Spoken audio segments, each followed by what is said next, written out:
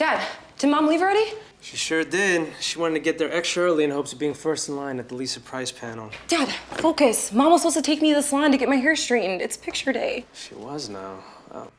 It wasn't on the remind me board. Honey, your hair looks great. Dad, my hair looks like a brush fire. Nothing a little conditioner and a smile can't fix? Oh my gosh. Maybe a deep conditioner? Oh my gosh, Dad, please just take me to the salon. I really want my hair straightened. I want to give everybody fashion model vibes. The salon? I'm not spending another $90 on $200 worth of wallet-sized photos. I'll do it myself. Yeah. Certainly not what I thought was gonna happen. What's going on up there? Nothing. Your mom usually thinks of everything. I'm sure she's got provisions for this exact moment.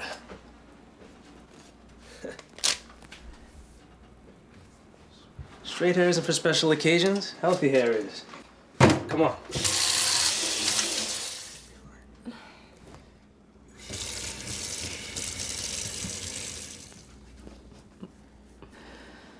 You can give everyone educated and out of my house by 18 fashion model vibes with curls.